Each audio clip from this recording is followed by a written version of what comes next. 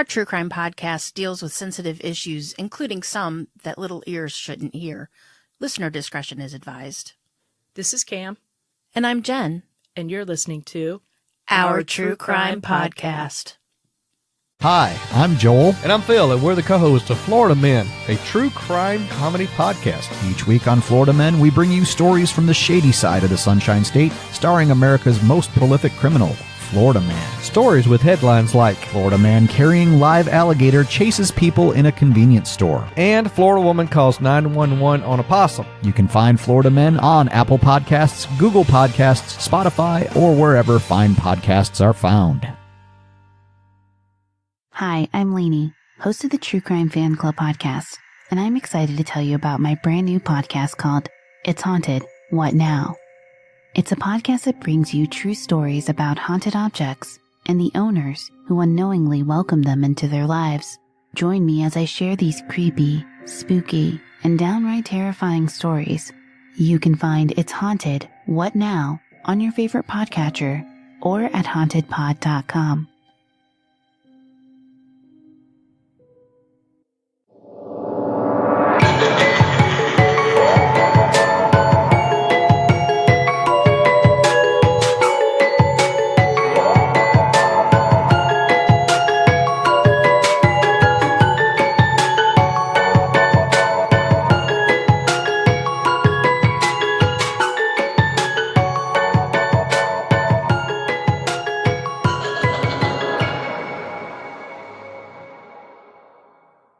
Hey, Jen. Hey, Camille, how are ya? I'm great. How are you? I'm doing well, thank you. Oh, good. Hold on. Let's readjust there. Yeah. Unless you scooted up. I know, I can't. I needed to be closer because it's supposedly our sound's Can bad. I get close to you? Closer. Just like me, they long to be close to you. All right, that's it. Yeah. That's all I got. Karen Carpenter, I ain't. Oh, that's for sure. So, what you got? We got people to give some shout-outs to, I hear. We have a bunch of people to give shout-outs to. I love that. I don't know if listeners know, but usually we kind of are a little bit busy, so we tend to record a few episodes at a time. Then we store them up. Some episodes have shout-outs and some don't, and that is why. So let's hear it. First shout-out. Last week we had Kiki, I believe. Kiki. I think it's Kai 7301. Thank you so Kai much. 7301. I would believe say Kai. Kai. I think she even follows us on Instagram. Instagram. Yeah, we are on Instagram. We are? We are. I don't really, I'm too old to really figure out how it works. So. Hey, so if somebody's young out there and then they can direct message Jen and tell her how to use Instagram to our advantage, that'd be great. That would be so cool. Even though Camille works with teenagers and she I think it's just a bunch of hashtag stuff, I think. pictures and stuff. Yeah, like a picture, but then you hashtag it. I don't know. We don't know. We're too old. We don't understand it. I'm going to cut that all out because we sound really old. We do. I wouldn't cut it out, or at least put it in outtakes. You're old. Okay, go ahead. Oh, whatever. Also, big shout out to Lori. God love her. She is on. Lori is the podcast listening machine. She is. On Twitter, she is always showing what she's listening to. Always. Always. So if you hit a dry spell and need something to listen to, look her up, follow her. DM us and we'll set you up with her. I wonder if somebody could get paid for that, because if they could, she should do that. She should. Yeah. Listen and professionally She listen. should get paid a lot for it. She is awesome. We'll campaign for that. Lori Okay. in 2019. Exactly. Okay. Exactly. Another one I would love to give a shout out, and I totally love everything you have to put on the Twitter, but I curse you because I have to say this name out loud, and that would be Dick Vane. Jennifer loves the love from Dick Vane. Jennifer loves Dick Vane. Dick Vane is awesome. I think a lot of people like Dick Vane. I know you've had more than your fair share of Dick Vane. I hate you. But it's all good. He is totally awesome. Or she. I hope everything goes well with you and your wife. And Well, what if is it a boy? It could be a girl. It could be, but I'm assuming it's Maybe a not. gentleman. Like just a funny name. Mm-hmm. Okay, go ahead. Well, he's changed it from something else, Okay. but It's a boy. it is a boy. Oh, okay. I just hope everything goes well with you and your wife buying the house. Oh. So you know who it is. Okay. Yeah. Mhm. Okay. All right. Also, big shout out to Melanie. Melanie. She's another Twitter girl. Love her. There's Ariel Fires. She's also Fires. Twitter. And Mary Jo. You might not have shouted out to us, but I see you. I know you're out there. Is that Mary Jo Buttafuoco? No. Much more attractive than Mary Jo Buttafuoco. Oh, okay. Also, let's see. Who else? Oh, Psycho Billy. Oh, Psycho Billy. Valium is hard. I mean, Siri, do you know every single time there's an issue? There is. We are not technically inclined. And we've tried. We've sought professional help. Seriously. We have, but And just to there's us, something. it sounds okay. Yeah. And then one time Jen had a problem and it wasn't playing in her car. I went to my car. It was perfectly fine. And then the other day she played this newest episode in her car and said it sounded fine. And then I played it in mine and I thought the sound was low. Yeah. So we have no idea what we're doing, but thank you for the shout out. And if anybody can help us, call us. I told Jen today, Collect. turn up the mics full. And she said, They have been.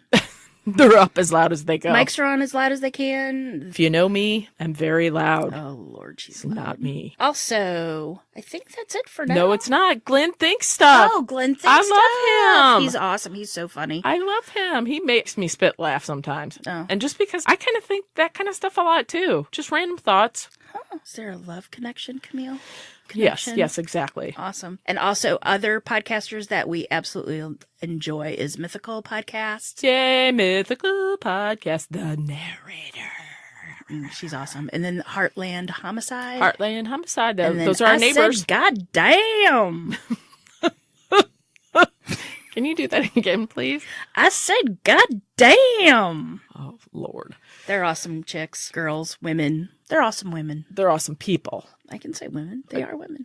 Forgot there's Anu. She is Anu, and she's from Hawaii. So I just want to warn her, get the couch ready because when Camille and I visit, that's where you'll be sleeping because we're going to take over your bed. Oh, well, hey, you said it. Yeah. It's your fault. You made friends with us. Yeah. Just saying. So, anyway, thank you guys so much for all Thank your love you. and your support.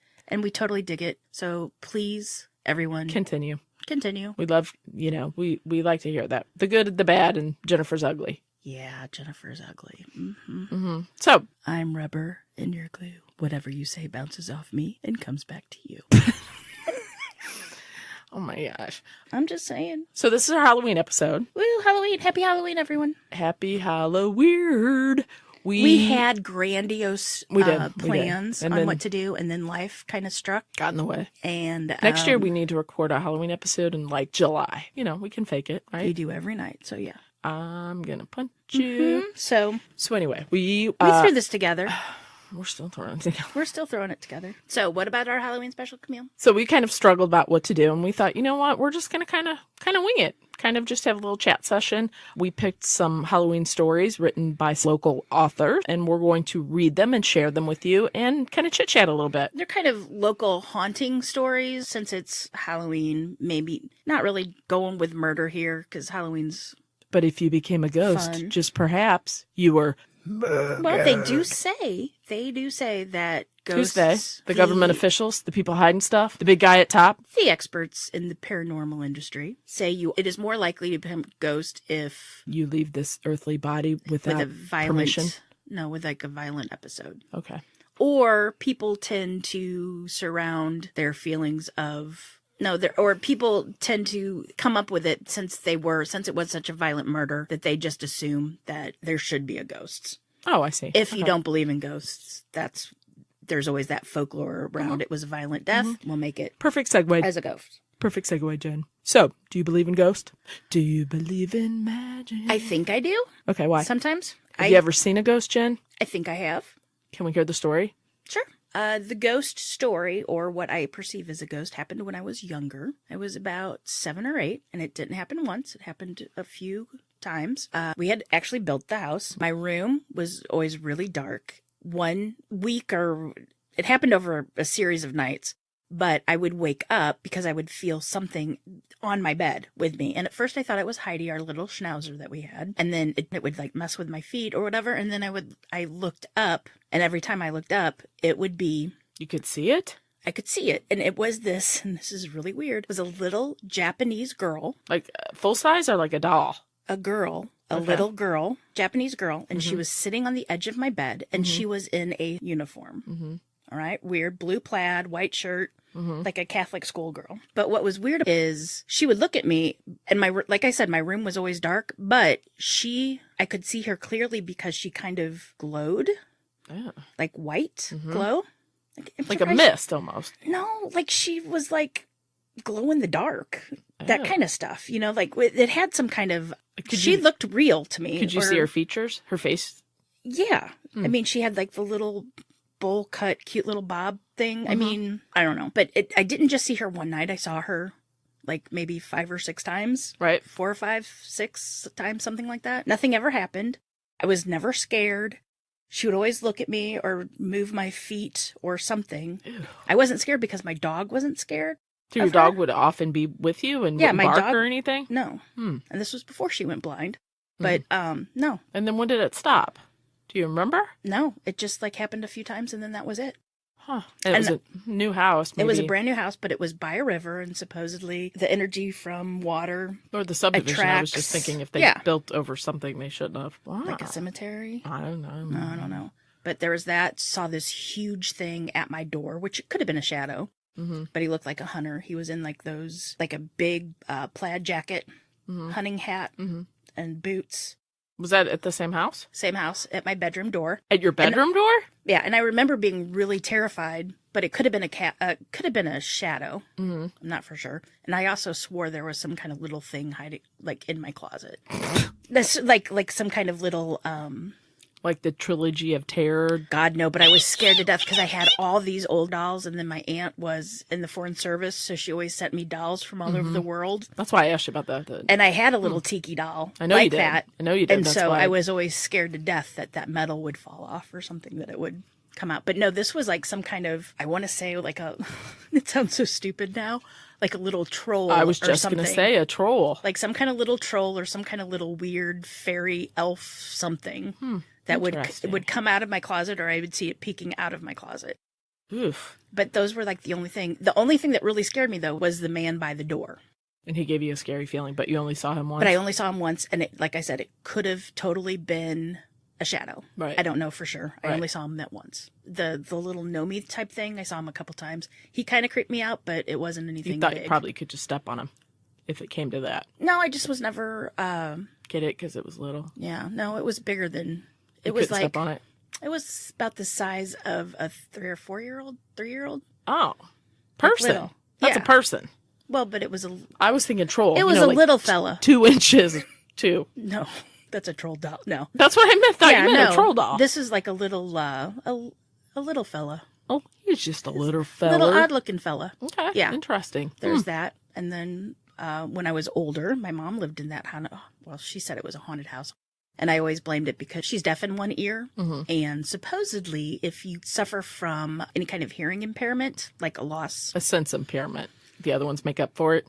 Is that what you were going to say? No, if it's known that if you kind of have partial hearing loss, that sometimes you hear things that aren't really there. Oh, yeah. Right? Like me in the vents. Right. When people talk to me. Right. I swear. Yeah. I'm not kidding. No, I know you make fun of me. I'm not kidding. But you also have a hearing impairment, too. So it could be one of the other. That's what I'm saying. My mom would always hear voices in her house, but she does have a hearing impairment. And one day in my 20s, I was 19 or 20, and I was downstairs in the basement with the guy I was engaged to, but thankfully didn't work out. And we were waiting for my mom and stepdad to come home from their place at the lake of the Ozarks, and we were all going to go out to dinner. So we're down in the basement. We're sitting there watching TV, and I hear the door open. Upstairs? We're in the basement. I hear the door open, and I hear footsteps. So I yell, "Hey, we're downstairs." No answer, but I still hear footsteps. So I turned to the guy. I turned to him, and I said, "I'm going to go up and tell him we're here," thinking that they didn't hear us because they're both older. Right. My stepdad was basically deaf. So I went upstairs, looked in the bedroom. They weren't there. I looked in the kitchen. They weren't there. I looked out the front door. There wasn't a car there. I looked to the garage, and there was no car in the garage. And I'm like, shit. Got a little scared. So I went downstairs, and the guy was a police officer. I'm like, "You did hear somebody come in the door, right?" He said, "Yeah. They're not here." And I'm like, "No." He's like, "Okay." So we sat there for about 2 or 3 minutes. And then he turns to me and goes, "Hey, do you want to get out of here?" And I'm like, "Yeah. Yeah, let's go. I think we want to get out of here." But yeah. Never knew what it was. And then when I told my mom, because I never really believed my mom, and then I told her what happened, she goes, see, I told you. I told you. And the provenance of her house was a man built his wife that house. It was her dream house. Maybe about 5 years after living in it, she passed away.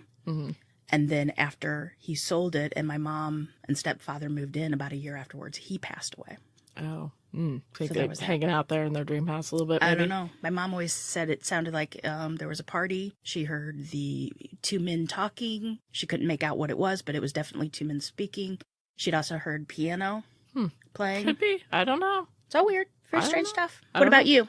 I don't think I've ever seen a ghost. I've always wanted to, but then I'm a big chicken, so I think that'd you be are a big problem. chicken. You'd pee your pants. I probably would, but I don't know. I would like to, just because I think it would make for a good story, and I don't know. Anyway. But have you experienced ghosts or anything odd that you can't explain? I've never really seen ghosts per se. I've had a few things happen that were kind of odd or weird, but I don't know. I think that most of us try to rationalize everything, but I also think sometimes things are they just happen. I don't know. Who knows? And we don't know. And then when we find out, It's too late to tell can't come anybody. back and tell anybody. Right. Or we could, but nobody would believe us. So, for instance, my mom's grandmother raised her, and I'm her namesake. I was named after her. And my mom was pregnant with me. And this was, I believe it was like in August of the year that we were both born, right? So it was like 2 months before. This was before there was like Electricity, yes. and cars. And cars. So my mom and my dad and my older sisters would always go visit her and stay the weekend with her. And most of the time she would, when they did that, then my great-grandmother would come home with my mom. And this weekend, for some reason, they packed up the car, packed up the kids, and they just assumed she was coming with them.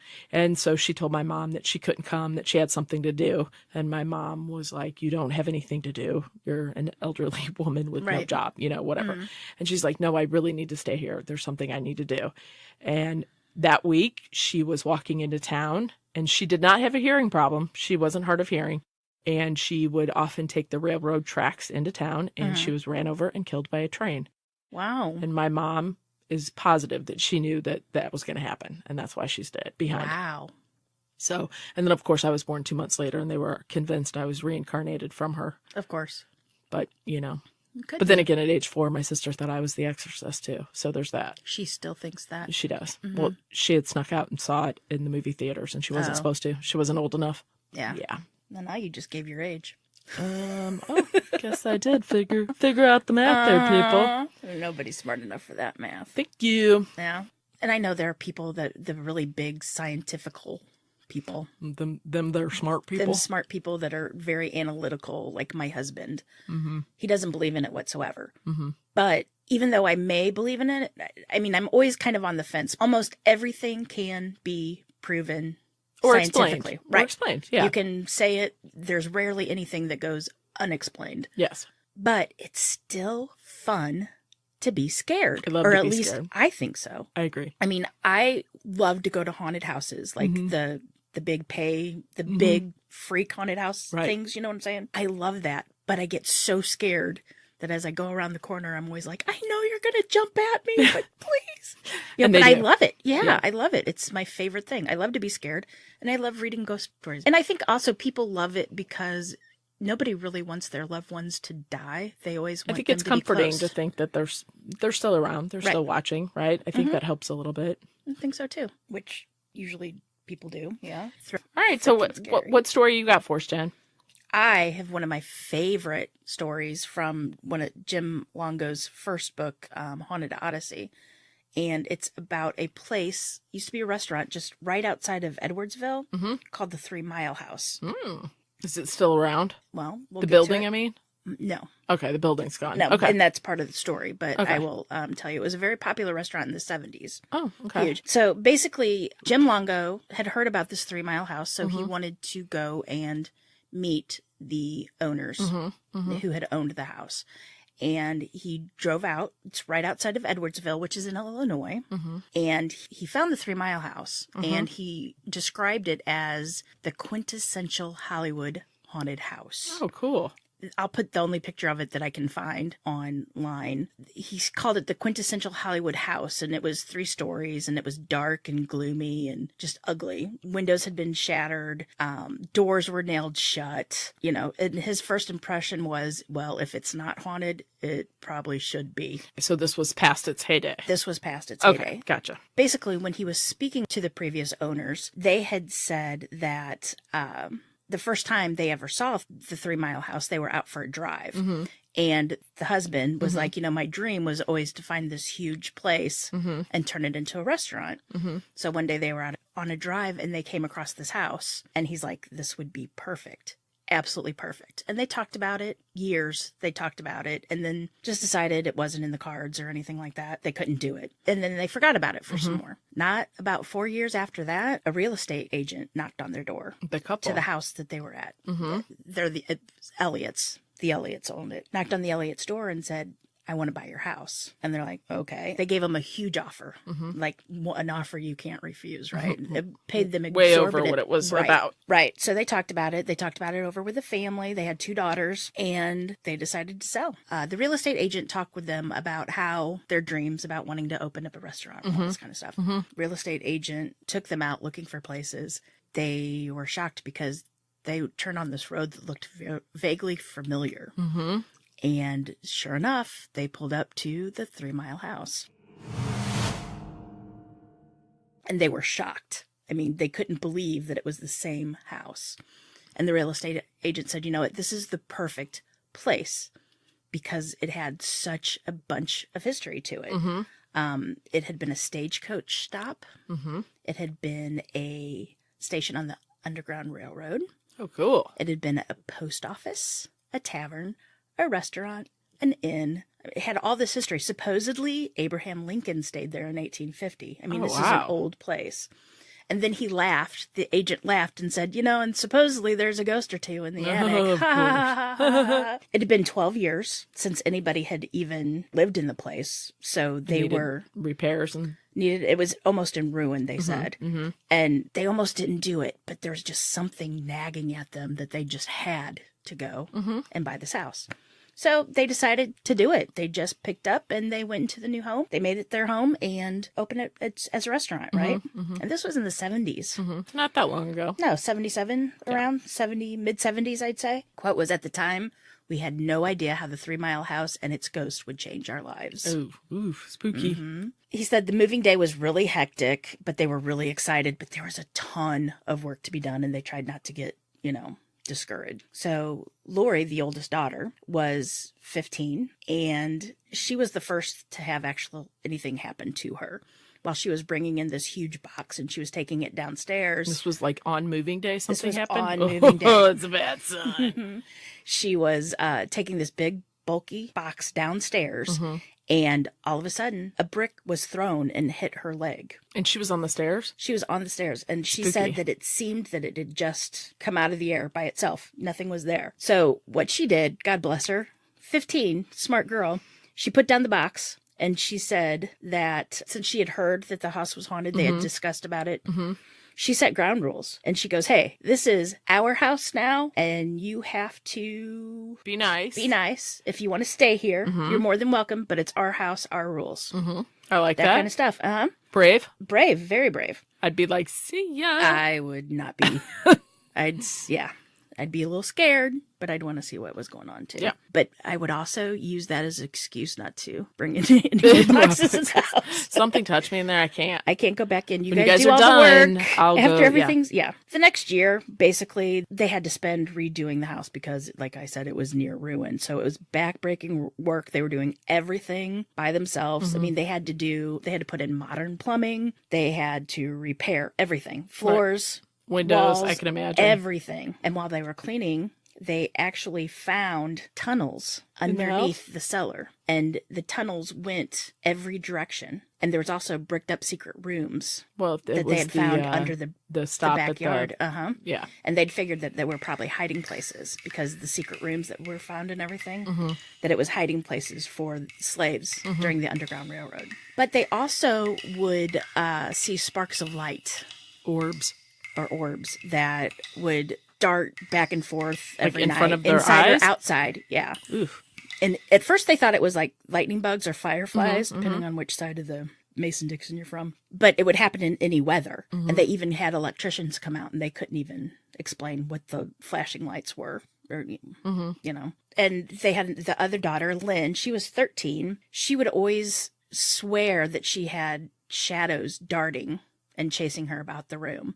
Lori decided to have some friends over and do the oldest daughter. Yeah. Nope. They decided to do a seance in the attic. Oh, yeah. Yeah. That's going to turn out great.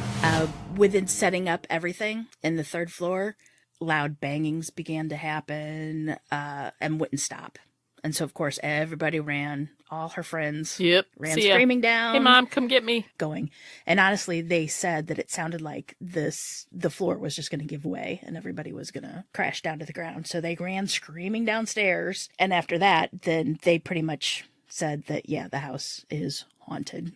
Honestly, it would have just taken me after the brick was thrown at me. I wonder if her friends came over again. I don't know. Didn't say. Be like, I would be. not going over there. At the time, you know, the darting shadows, sparks of light, and the loud bangings, it was just a usual event, and they got used to it, and nobody was bothered by it except, of course, their pets. Their pets didn't like it.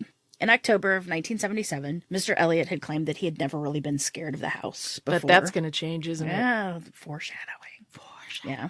Where he and his wife were sleeping, and for some reason he woke up at about 2 o'clock in the morning. And he said the room had been lit with only like the full moon. He saw at the foot of his bed, the light was kind of blocked a little bit, and there was a massive figure. And he goes, and he looked closely, and he could tell it was about like a 300-pound, big, well over 6 feet tall, black man.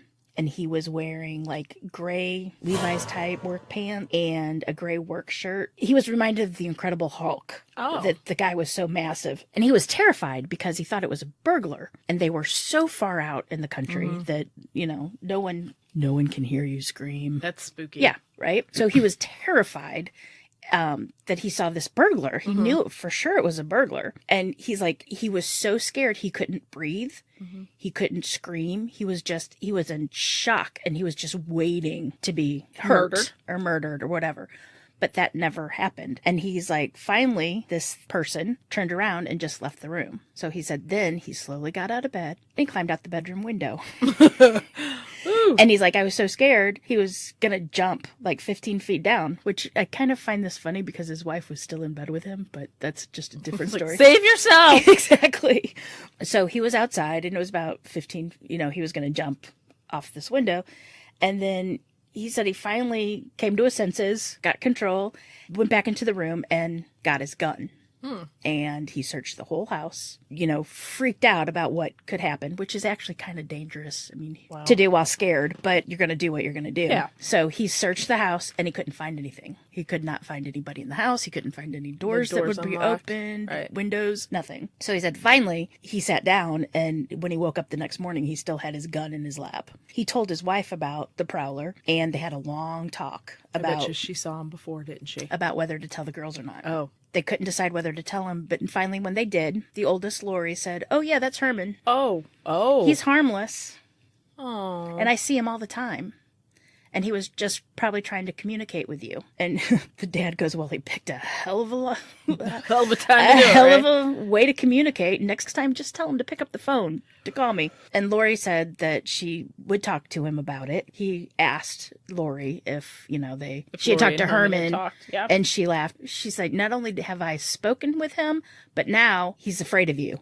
Every time Mr. Elliot would come in a room and Herman was there, he'd like run. Yeah. He was scared. Herman. So the girls were quick to say, you know, it was okay. The house is haunted. They were fine with everything, but Mr. and Mrs. Elliot was were a bit scared. Mr. Elliot was still working full-time at his job, and he was also working full-time trying to get this house together because they wanted to get it listed on the National Register of Historic Places, which they did get up doing. And he was so tired that getting up in the morning was getting difficult. And he was just exhausted physically, emotionally, the whole time. He would oversleep for work all the time. And he was always late. And finally got to where his boss said, you know what, if you're late one more time, you're out of here. Right. You're gone. Because obviously you got to run a business. So at the time, he was really upset and kind of depressed a little bit because he had so much on his plate to do anything. Overwhelming. He said he would fall asleep with his clothes on for the next morning.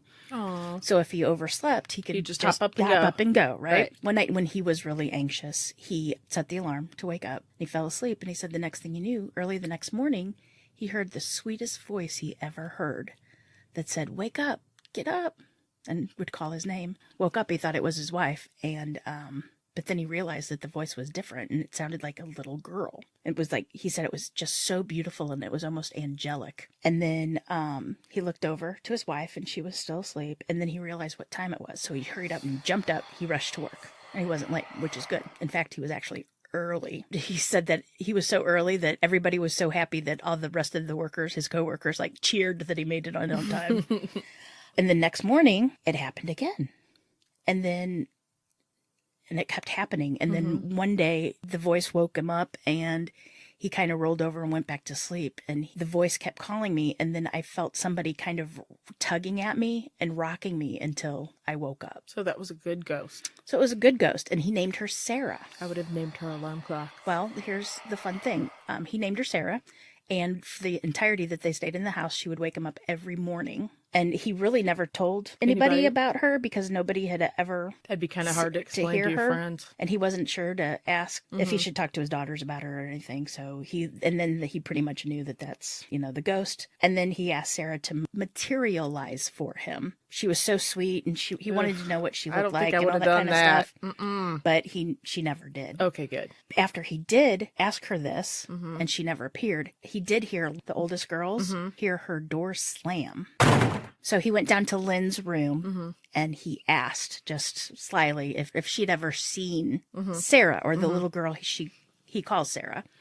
And she said no, but she has woken me up several times. Oh, she's like the house alarm clock. And Lynn said the same thing. A beautiful voice, just very angelic. And when those days that Sarah did wake her up, she would be in a great mood all day long. Aww. So, and funny, later when this house was getting pretty public about its ghost and everything, psychics all over the world would come and visit this 3 Mile house. And they would come separately, and each one always described of seeing a pretty blonde-haired little girl, about 9. Her name was Celia. She worked at the house when it was an inn, right? And her job was to wake up the lodgers every morning. Aww. So she was still doing keep her eyeing. jobs. I know. That's kind of cute. It is kind of cute. It's sweet. And, when these psychics came in, they never described. Several of them said the same thing. Right. Yeah. And the Elliots never told them, well, this happened. Kept his stuff. So finally, the Elliots have completed all the renovations. Everything's good. They're going to open it up as a restaurant. It became a national landmark. They're going to open a restaurant, and that's when Mrs. Elliot got really scared that the ghosts were going to scare away the customers. I can't see you. I could see that. The first night before the customers came in, heavy chairs were being dragged away from the tables, and they began rocking back and forth, and that'd be a little hard to explain. Dishes started to move in the china cabinets. But as soon as the first guests entered the dining room, it just totally stopped. Everything became quiet. They all were relieved. At first, the ghosts were only active around the family. Then they started to perform to the restaurant workers. And then they were teasing the customers. So one woman who was supposedly well-dressed and educated complained about the noisy china cabinet. And they're like, well, I'm sorry, but sometimes when a train comes by, it'll rattle the dishes. And she goes, oh, no, these aren't rattling. These are moving in the china cabinet. How'd she know that? She sat by the china cabinet. Scary, wouldn't it? Yeah. And she goes, the only thing I could tell her was, I apologize because it's just an active night. The ghosts are doing what ghosts do. Another set of customers complained that every time they would try to eat, their dishes would move. That's a new kind of diet, actually. It might work out pretty good. And then the waitresses, now this could I've never been a waitress, but I know I'd make a really bad one. They kept saying that they would have trouble delivering all the drinks because the glasses kept tipping over. But it could be just clumsy waitresses too. You never know. By then, they were getting restaurant reviews. We would be first in line for that. Let's Oh be yeah, honest, well, right? nobody They were at the haunted? beginning. Nobody knew that it was a haunted restaurant. The Alton Telegraph newspaper wrote an article that they called "Spirited Restaurant Has One Non-Paying Guest," and then another reporter mentioned that she had heard that the 3 Mile House was haunted, and then added quickly that she didn't believe such a thing. And once she had said that, That's what I was going to say. Bad things are going to happen to the non-believers. a huge ornamental clock that they had just began to start ringing. It bonged. And then when she looked, she realized that the hands were still in the same position. Newspapers kept writing about the house and telling about the ghost, and people started to come from all over. Even Robert Mitchum's son came. Oh, the actor? Chris. I guess he's a psychic. I didn't know that. But like I said earlier, all these psychics came from all over to investigate the house separately, and each one told stories that were remarkably similar To other ones, to yeah. everyone. So out of maybe 20 psychics come, they all told basically the same story. Actually, the psychics told them that not only did they have 1 or 2 ghosts in the house, they actually had 12 and a half ghosts that lived there. What's the half? The half spirit was a woman who was only visible from the waist up, and she had long blonde hair and always appeared to be in a panic state. Yeah, because she's missing her legs. What happened? I don't know. Didn't say. Is that a thing? Like, do ghosts, so say if you lost something in your human body life, do you not have it when you're a ghost? I don't know. Huh. I, for one, would be angry because if I lost it here on Earth, I would hope that when I pass over, I want it back. Well, supposedly if you go into the afterlife, you get to pick what age you want to. Thank you. In your early 20s when everything's up to where it's supposed to be and not falling down. Yeah. But anyway, the psychics also told Doug that Herman, the big black slave, his name was really Tom. And that he was kind of the unofficial leader of all the spirits. And he was a runaway slave that had been brutally murdered underneath the tunnels of the house. Who murdered him? We don't know. But it says that his spirit wasn't at rest because he was deeply religious and he had never received a Christian burial. So that would just make me want to go down and try to do something to bury him. No, he was like supposedly killed downstairs and they just did whatever Left to him his down body. there, or like threw him out? Or did something. Got rid of him. Didn't give him the Christian burial. Like didn't give him last We rites. should go over there and help Herman Tom out. Poor guy. They said that they were so touched by that and they loved Tom so much that they actually looked for a grave. But there were so many tunnels underground that they weren't able to find anything. Actually, even the newspaper caught up with them and said, "Man searches for body of ghosts downstairs so spirit can rest." Other psychics told stories that another resident was a lady in black who caught her fiancé with another woman and shot them both and then hung herself in the attic. And when they went downstairs, one psychic told other stories. There was also a Civil War Army deserter who had hung himself on one of the plaster beams.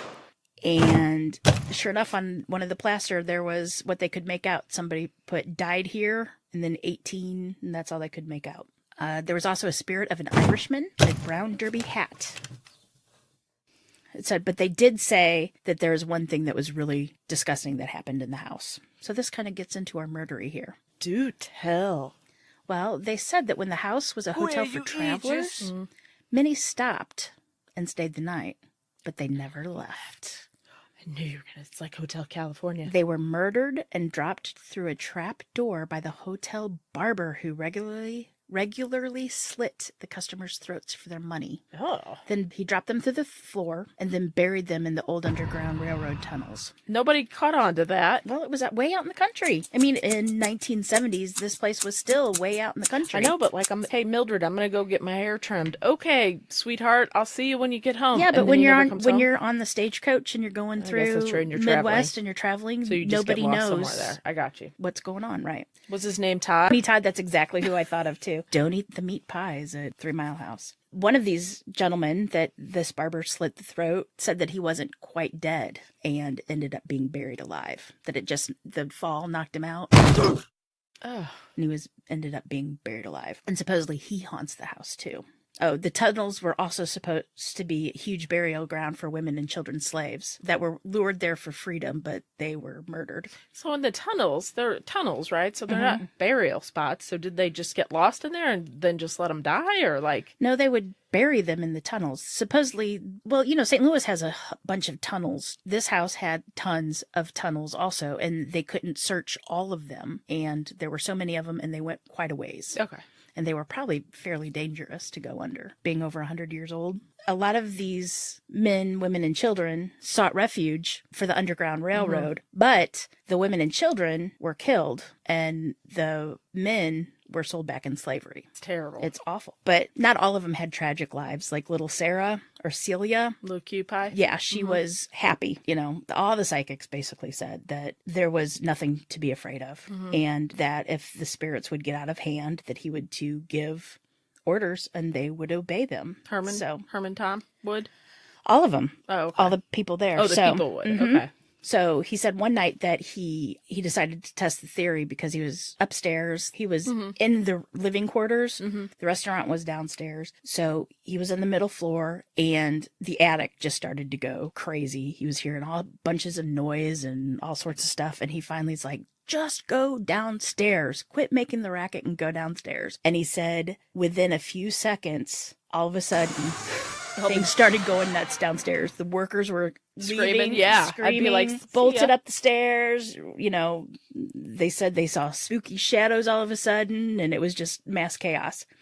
Could you imagine sitting in a restaurant and that happening? That'd be so wicked. And it was just the workers there. No one else Oh, was. okay. Yeah, Oh. none of the customers or anything I'm there. It sitting was there just the thinking about workers. eating my hamburger and french fries, and then all of a sudden all that, woo! And, they laugh about it now because there was such a commotion, and they never even thought that anything like that would happen, right? Yeah. I think that would kind of be funny. It turned out later that once they got to know all these spirits and whatever, that Tom became the most playful of all of them. Oh, I That like him. He's He my even- favorite. Tom would follow him to Mr. Elliott's job, hang out with him. Mr. Elliott worked on the railroad all the live long day. And he said that while he was working, that he'd have tools disappear and then Reed disappear. And then some days the bell that was on the train would ring by itself. Tom also loved playing with the water in the restaurant too, that he would, Wouldn't it be fun to be a ghost? Think about that. So you're a ghost and you walk up and you're like Beetlejuice or whatever, like where you'd walk up and like move things and freak out people. That'd exactly. be so that would fun. be so much fun. It would. Tom also had a thing about water. He liked the faucets and the bathtubs and kitchen. And they said that it would be so frustrating because he would flood the bathrooms. And back in that time, water was really expensive because they had to truck it in because they were just way out in the middle of Nowhere. So one day, Mrs. Elliott exploded and is like, Tom, just go play somewhere else. Everything was quiet. And for the next few days, No, nobody had heard He was sad. from him. And then a few days later, a waitress came in and said, well, looks like Tom found a new toy. What was it? He started playing with the iron-plated antique coffee grinder. Oh, And okay. it would make clanking noises and drive everybody crazy. Little less harmful. Probably scary though. Everybody, of course, came to accept the fact that 3 Mile House was haunted. Mrs. Elliott remembers one time, the workers were fine, the customers were fine. One day, Mrs. Elliott gets a call from one of their neighbors. She was really upset. And the neighbor goes, I've got one of your people here. And Bev goes, oh, you mean one of my daughters? And the neighbor goes, no, I mean the other kind of people.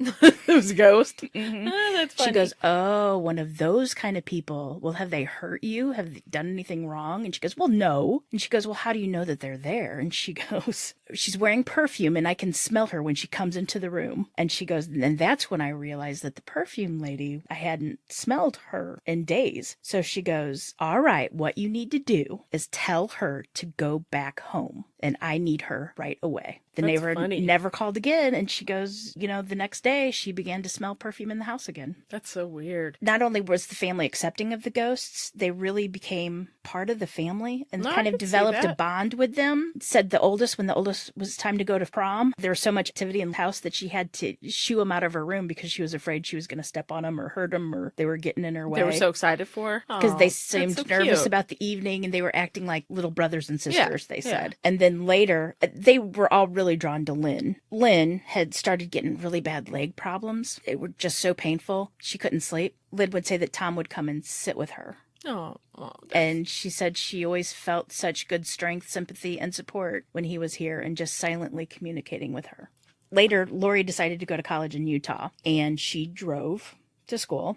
And during her trip, there was a really bad blizzard. And a lot of people were killed. A lot of cars stalled or crashed on the highway. But Lori said that she felt really safe on the journey because she felt that some of the spirits were with her and were protecting her. And then when she got to school, she noticed these ghostly patterns that she felt when she was home, you know? The ghost didn't bother her, but one of them moved into one of her neighbors' places. Mm-hmm. And they knew this because one of them called Mrs. Elliot and said, listen, every time I play rock music on my stereo, it turns off and I can't get it to work again. And then he also said that they would continuously play with his electric typewriter and whistle in his face. Told him once again, be firm and tell him to go to Lori's room where he belongs. They were worried that he would get lost, but a psychic assured them that he would be fine to find his way back. So he just hitched a ride with Lori on the way to school and then... kept her safe. I'm assuming it was Tom. I don't know. It never really said for sure who it was, but Tom seemed like he loved the girls. And within a couple days, they heard their typewriter start typing, so they knew that they were back, attached to everybody. And they never felt scared. So the entire 5 years the family lived at 3 Mile House, they never really felt scared, except for the one night that Tom was at the end of Mr. Elliott's bed. But everything else was fine. Right. But one night, the Elliots went to the movies over in St. Louis. So that's a good drive. So Lynn stayed home, and some of the restaurant staff was there with her at home. Mm-hmm. And Mrs. Elliott said right away she started feeling fidgety and anxious, and she just couldn't sit still, and she could only think about Lynn and just had anxiety about the whole thing. Mm-hmm. And when the movie was over, we've got to call home. Once they called home, Lynn said that as soon as they left, that the spirit started to act up and that it was nothing like they had seen before. It began with banging on the floor, and it was slow and heavy, and then it got louder and louder until the whole house was like shaking, and so she this was almost terrified. Like evil spirits, not the something sweet was Tom. up, Okay. right? So they rushed back home, and by the time they got there, everything had stopped. They sent all the staff home. Later, the staff said that they felt that one of the spirits that was in the house had accompanied them home because they felt very safe and protected, and that nothing like that had ever happened before when the staff had left. Right. Nobody had ever complained about that happening. So I'm thinking like an evil spirit came, and that's the what I'm good thinking ones too. Were helping, I guess. Mm-hmm. So they immediately checked the whole house, and nothing. Everything seemed okay. They were exhausted. They went to bed, but Lynn was very restless, and she couldn't sleep at all. And at one point, she heard her name being called by this very deep voice. Growly voice called her name, and she got up and she looked outside, and she's on the second story. Outside her second story window, she saw a grotesque, oddly shaped green face with piercing red eyes that glowed. They dimmed, and then they glowed again, and was staring directly at her, calling, "Lynn, come here. Lynn, come here. How's that go again? Lynn, come here." That'd be a, hey, hon, we're moving. Yeah. Call that real estate agent. She started screaming. It took them forever to calm her down. And they said it was horrible. And that was the first time the bad things started to happen at the 3 Mile House. And she said that after that incident, it was the first time they ever thought about leaving that house. And they loved the place. But after that, it would kind of... So the next morning, Lynn drew a picture of the demon, and they showed it to a professor of parapsychology at Washington University. And he said all demons look like that. They're green with red glowing eyes, an odd-shaped head, and he didn't really call it an evil spirit, but he said that it had been conjured up by people in the area who were practicing Satanism. Really? In the house? In the area. But how did it end up in the window? Well, supposedly, ghosts are attracted to ghosts. It's like Is it the bad wanting to take over the good? No, maybe they suck their energy and then it gives them more energy? It could be that, but supposedly if you have one house that's active, it's kind of join in, I guess. I wonder if it's like a hole in the roof, you like know? a portal? Well, like there's a hole in the roof, so like you can get in. But not a literal hole, correct? No. Okay. No. It's like a portal. Well, yeah, but I'm right. just... Like it's an open door, an open invitation. There's other spirits here, so they're welcome. Only if they're nice. Hey, there's a party. There's a ghost party. All ghosts welcome. They were practicing Satanism in the area and then didn't know how to get rid of it. So then the demon, who's out and about, searches around the area for other psychic activity. Ugh. Are we going to get possessed by talking about all this today? We could. No. We're at your house, and I'm going to give the address because nope. Well, it says They can all stay here with you. right, but he also says, but the reason why the ghost or the steam is outside is because they have all these other ghosts that are keeping this demon at bay. Outside the window. Right. And the demon was asking for her to come outside. Right, and it could only come in like a vampire if it's asked. Oh, cute. Right? Creepy. The professor said that all the banging and everything in the house that had happened earlier, that was a warning from the good spirits. Get the heck out. Warning them that something was coming and not to. That just gave me the shivers. The professor also said, do not leave Lynn alone for 2 weeks. Why for 2 weeks? I don't know. Just said 2 weeks. You can go for 13 days, but not 14? Right. Well, it's at 14 days that, things can happen. Were they thinking of going somewhere? Anyway, so they didn't leave her alone. But during that time, everything seemed to calm down. But they never really felt safe in the house again. So after this experience with this evil spirit, the restaurant started to have problems. Food poisoning? No. Still had great food, but since it was way far in the country and people had to drive far to get to it, what happened in 1977? Gas shortage. Exactly. The energy crisis. Gas. The price of gasoline began to rise. Mm-hmm. And also, the house was so large, it was really difficult to heat also. So the heating bills were mounting up. And the cost of operating the restaurant was just getting to be taxing. And what year was this about? 78, 80. That's what I thought. So about early 80s is when this all happened. So the big thing that happened next, that what really made them move, is around Halloween, one of the radio stations, a popular broadcaster. Do we know it? Do you know the name? Jim White, KMOX. Oh, yeah, KMOX. Yep. Mm-hmm. KMOX Radio asked if they can do their annual Halloween Spooktacular live from the restaurant. Really? Mm-hmm. And they said, yeah, come on over. But if you bring Ouija boards or seances, you won't be let in. You'll be asked to leave. Let me take a guess. Either somebody forgot about the ban or they just ignored it because somebody used a Ouija board. Did they know who did that? No. They said that because the Ouija board was used, and then all hell literally began to break. A loud scream frightened the restaurant customers as the cooks ran from the kitchen. They were terrified at the sight of a green-faced, red-eyed creature that had suddenly appeared in their midst. And then the psychics that were there for the Halloween... A green-eyed creature? A green, red-eyed creature. Okay. Ooh. Do you want me to read that again? Yes. Okay. Suddenly, a loud scream frightened the restaurant customers as the cooks ran from the kitchen. They were terrified at the sight of a green-faced, red-eyed creature that had suddenly appeared in their midst.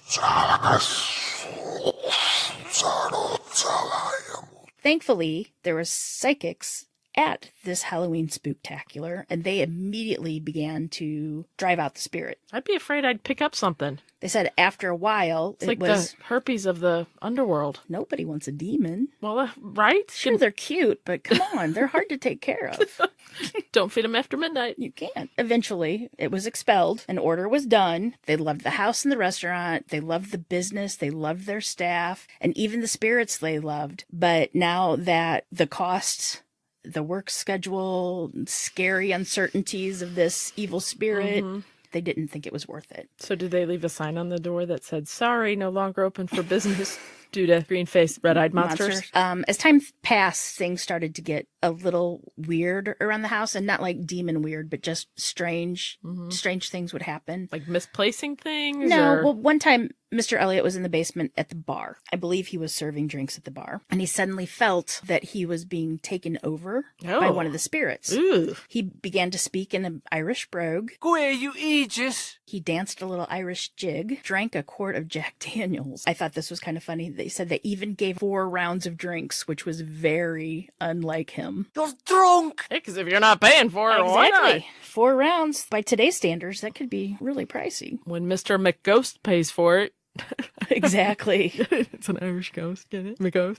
You get it? Hello, Bueller. He also said that somebody had sent for him, and he got very defensive, and he said, I'm not appreciated here. Anyway, so he left the 3 Mile House and he went down the street to a bar that was playing rock music where he insisted I'm playing the Pogues.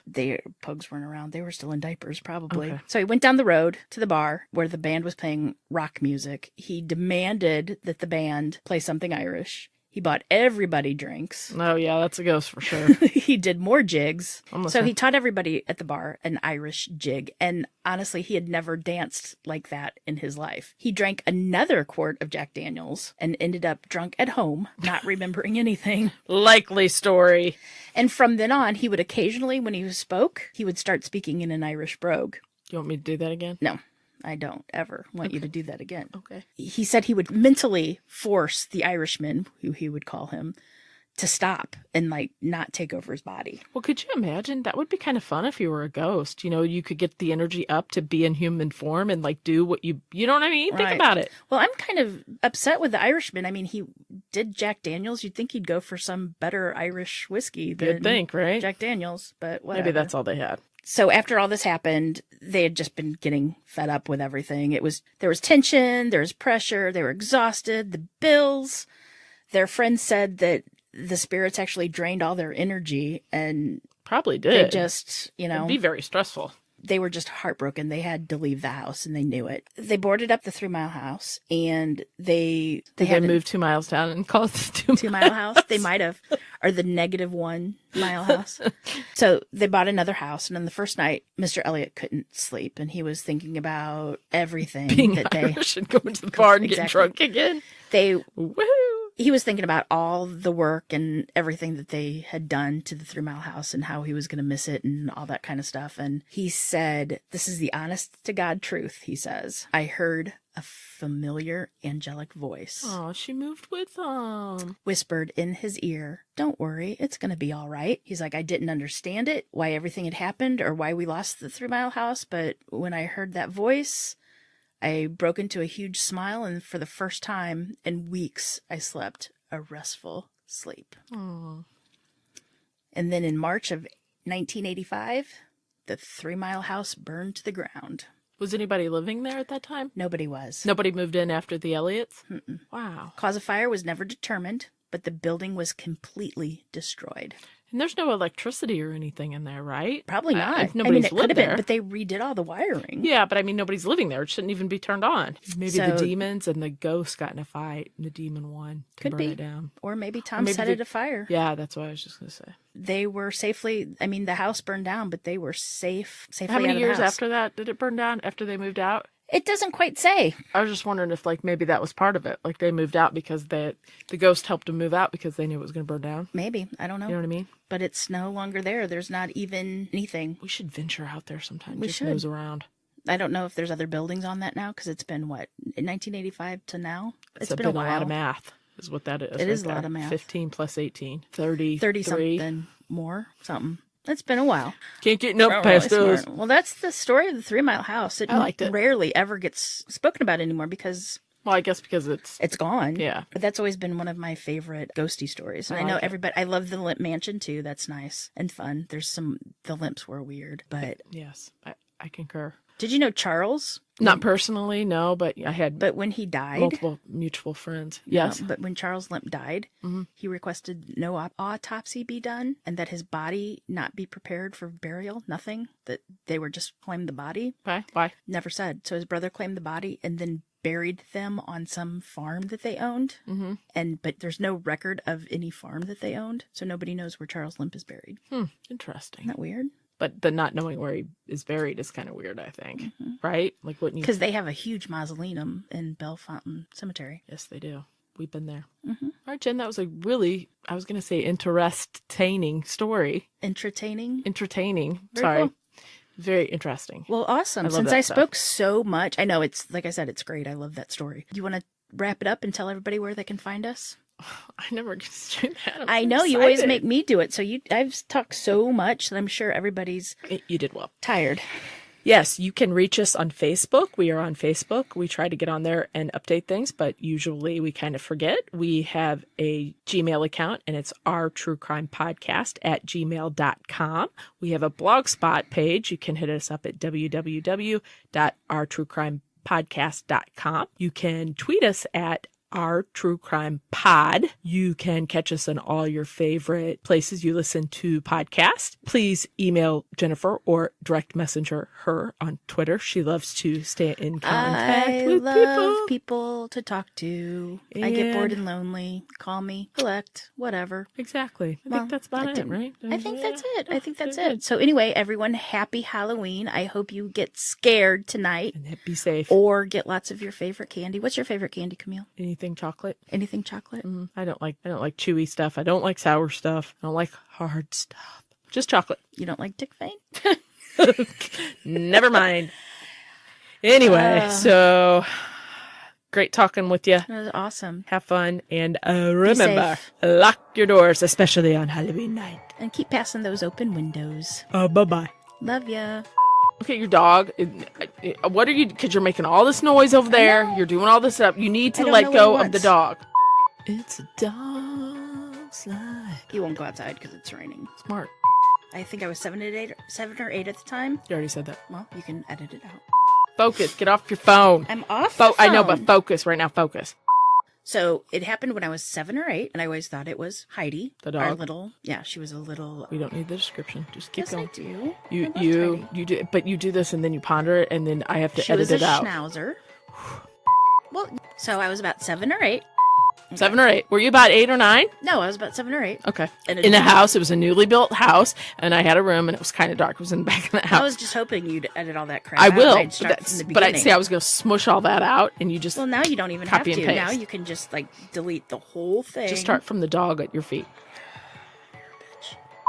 It is not me, I swear to you. Okay, go ahead. All right, so I was about 7 or 8.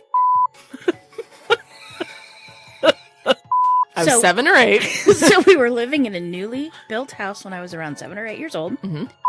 Our friendship is based with a ton of disrespect. I know, I like it that way.